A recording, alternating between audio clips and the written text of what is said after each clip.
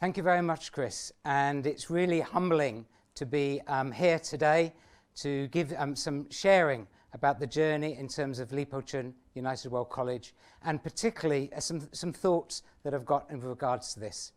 So I'm Arnett, and I'm the principal at Chun United World College, and I'd like to start by introducing where I've come from. And you can see from this picture, it's rural England, Hampshire, where I was born and brought up. And I want to share this with you because this is very much my roots. You can see to the right, in terms of this, you can see the bungalow where I was brought up. And next to that, you can see the shop that my parents ran. And when from quite a young age, I used to return home from school and help and work in that particular shop. The reason for sharing this with you is because this was very much part of, if you like, my life and my early beginnings and thinking about sustainability, my love of nature. My father used to get up really early in the morning, 4:30 in the morning, to open up that shop. And the only time off we had was a Sunday afternoon. We'd sit down and have our Sunday lunch together, and then after that, we'd go for a walk. My dad, my sister, and our dogs go for a walk into the beautiful Hampshire countryside. And I guess that really then inspired me about that love of nature, the love of the environment. So now we fast forward, I won't tell you how many years, but fast forward you to my time in Hong Kong. I've been fortunate enough to live in Hong Kong for 22 years and been now associated with LPC, Chun United World College, for nearly 10. What I want to share with you is our mission. All right, and then how do you turn, if you saw from the presentation, how do you turn that mission into action? That's really what I want to get across today. We have a very, very powerful mission with a focus on peace and a sustainable future. We have the Sustainable Development Goals, which is a lofty mission. But how do we turn that mission into action? And that's what I want to try and talk a little bit about today. The first thing that I really want to share that is to have a roadmap. How are you going to go from that to that mission? How are you going to get there? And if you like, we have a roadmap in terms of an educational model. And central to that model is deliberate diversity. And you can see from the slide, right, that's what our focus is, and how do you create that diversity. And we do that in a number of ways. At Chun United World College, we have 256 young people, aged 16 to 19, from over 80 different nationalities. That's clearly diversity, and we celebrate that diversity. That's a key thing that we do. And then linked to that, as well, not just the diversity in terms of, if you like, ethnic group, cultural group, but also in terms of socioeconomic. We believe in giving out scholarships to people that we really benefit from a UWC education. 42% of our students are on 50% or more scholarship. And that really, I think, again, demonstrates another side of diversity, that's socioeconomic diversity. And you can see in terms of a roadmap, how do we get to that mission? You can see the mission right on the outskirts of the slide. How do we get to that point? We get to that point through experiences. Students having a whole range of different experiences, whether that's socially, whether that's active, whether that's in terms of outdoors, a whole range of different experiences. And we believe that education is really building up a whole series of different experiences. So what I want to do now is to then think about how do we do this, or how is the college doing this in relation to three different elements of the SDGs, all right? Quality education, affordable and clean energy, and peace and strong institutions. I'm going to start with clean energy. This is a solar panel project. And this, I think, project was really inspired and developed by two board members who had a vision. They had a vision of how do we create clean energy in terms of on campus. And we're fortunate enough here in Hong Kong to have a fit-in buying scheme created by the electricity companies. So we work very closely with CLP, we work very closely with Widex, the solar panel company, and we created, all right, this solar panel project. That vision by these two more board members was turned into action by the extremely generous donation.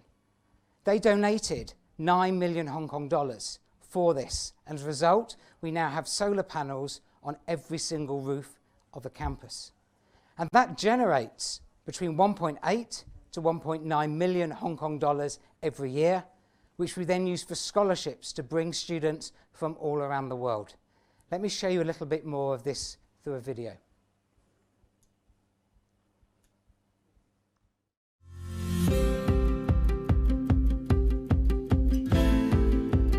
Clean energy. Why does it matter?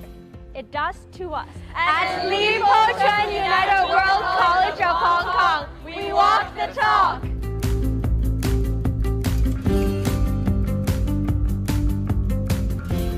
Well, it's part of the vision of the UWC movement to promote sustainability, and that is done through education. And of course, this is a project which fits exactly these two very important missions. And of course, the primary purpose of this project is to promote a lifestyle which is sustainable, and this through alternative energy, which is cheap, which is environmentally friendly, is the way to go.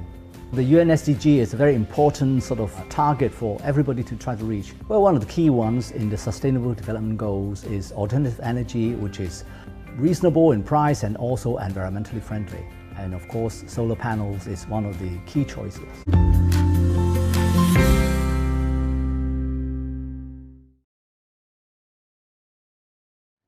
Thank you. So in summary, in terms of this solar panel project, first of all, we had two people, two board members that were inspired by this. And they've inspired, I would say, the whole college to get behind in terms of sustainability. You saw there the Green Pioneers for Sustainability group talking about walking the talk. And boy, are they walking the talk, not just within the campus, but also developing green programs for young people across Hong Kong so they can connect together for this. You can also see our newest addition on campus, our biodigester, Okra, which is the students are using and the whole community is using in terms of food waste. And so that's really inspired the students with regards to that. In terms of environmental education, in terms of STEM education, it's really encouraging students and motivating students, inspiring students with that regard. And as you heard me say, the scholarships, the fact that we're now generating 1.9 million Hong Kong dollars, which we then put into scholarships for young people. This year, our new year ones coming into the campus from Tajikistan, from Madagascar, and from Cambodia have all really benefited from this particular aspect. So that's that focus on clean energy. Let me move on to now the second aspect, right? And the second aspect is peace. You saw in terms of the mission of peace and a sustainable future, and clearly in terms of a UN development goal.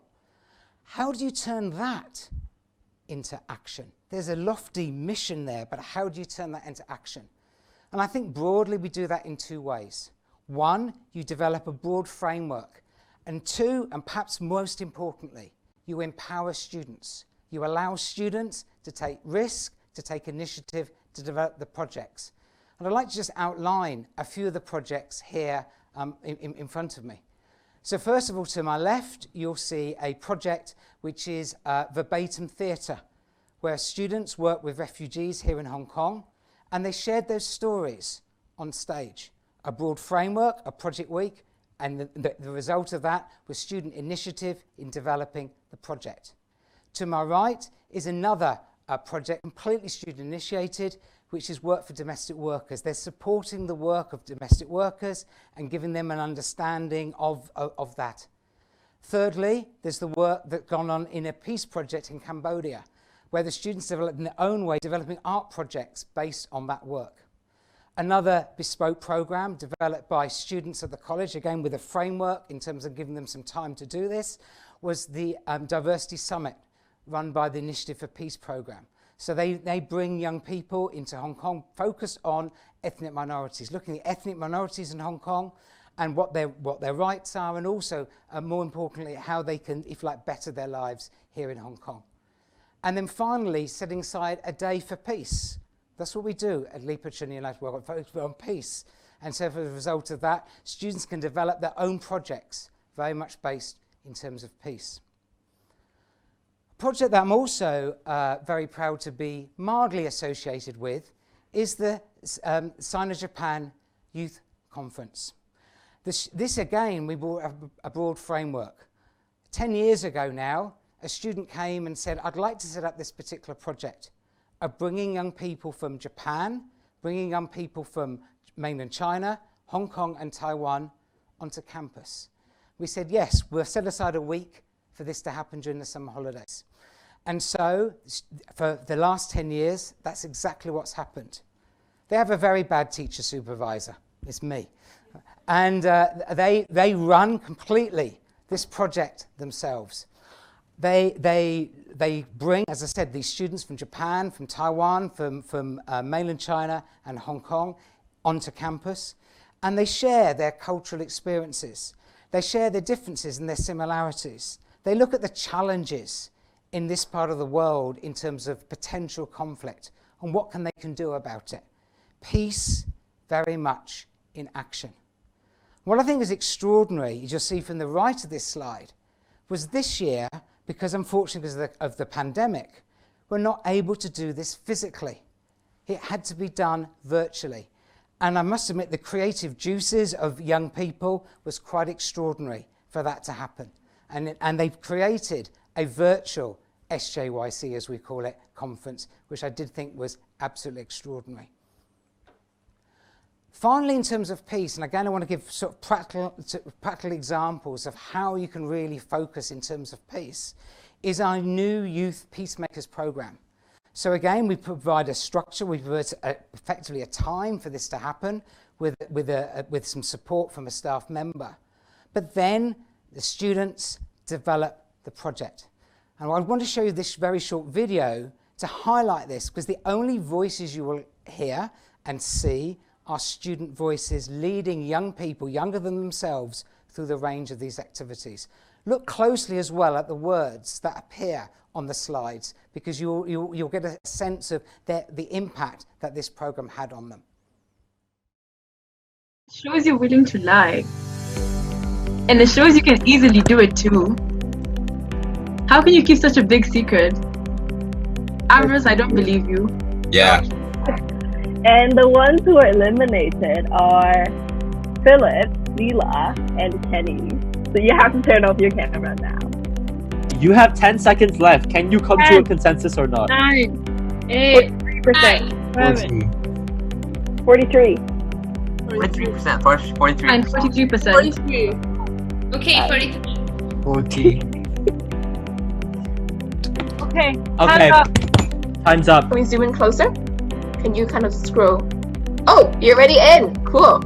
Okay, so let's take a look around. Oh, So cool. there are a lot of instruments here, and it's pretty cool. I'm really happy that they actually let us kind of like take a look inside.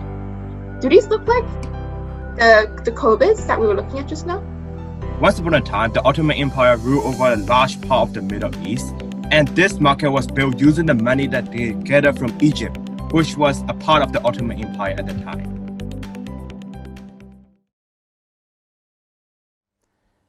So that was looking at peace and how we actually do that in terms of at the college. And as I said, we're thinking very much about broad frameworks and really empowering students to do that. Finally, and very briefly, I just want to touch on quality education. And perhaps what would be interesting is that I'm not going to be talking about high IB diploma results or high DSE scores or the great universities that people come into. What I really want to talk about is that the belief in terms of education goes back to that framework in terms of experience. And it's those different experiences, I believe, which the college believes, really has an impact on people. And that's how you drive to a mission, by letting people have those different experiences.